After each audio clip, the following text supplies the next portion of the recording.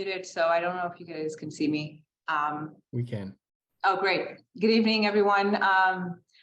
Nice to be here with you, see so much familiar faces. Thank you, Christine, Mike, and of course, Mr. Thompson, everyone here, Brandy. I also see you in the park.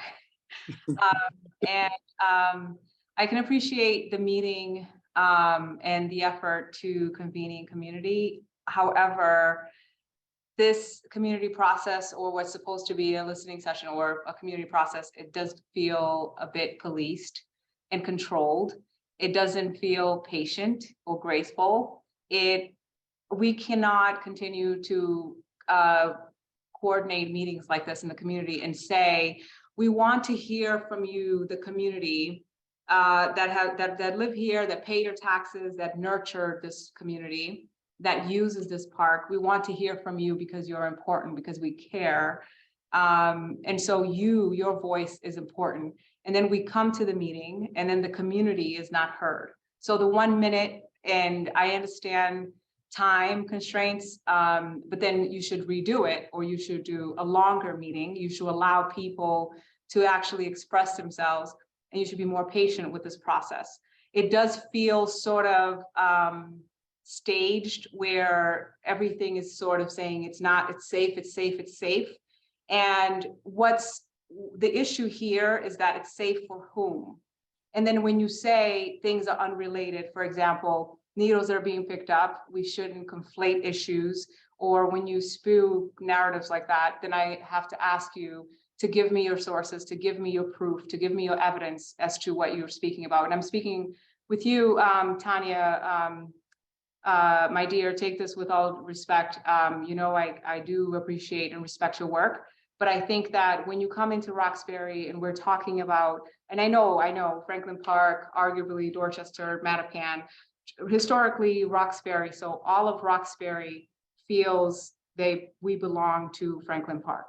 Now with gentrification and all of these changes, you have very different type of community members that are coming together and convening and now advocating for a thing. But you have to put things in historical context and really try to think about those who have suffered this area from the hands of the violence, and all of that took place in this area.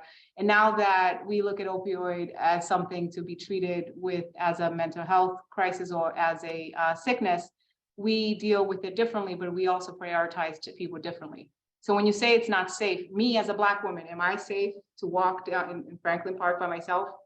Me as a Muslim Black short woman, am I safe to walk in Franklin Park by myself in the middle of the night? Obviously, we have to look at the data and see who is getting hurt and who's not getting hurt. You can't possibly tell me that it's not because this is new. This level of crime that's coming in is not the things that we do, that we are used to in Roxbury and Dorchester as a Black community.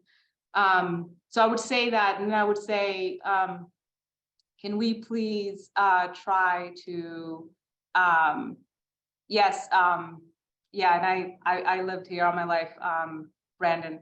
And so can we please try to redo this meeting? Can we do this in a better way? Can we actually start with community first? Can we prioritize community? And I come from, by the way, my background is mental health and substance use. I've worked with this population. I work for Department of Mental Health as well. And I see, shout out to Miss Leah Randolph here, who I work for at some point.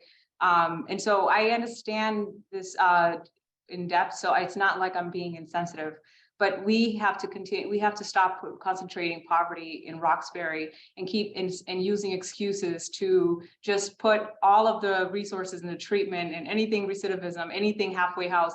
I live around 7 halfway homes on Humboldt Ave. So we have to actually be very honest about what's going on here. And if you're going to listen to community, let's do this process over and let's really allow community to voice their position. Let's not police the community, and let's be a little bit more gentle with how we address each other.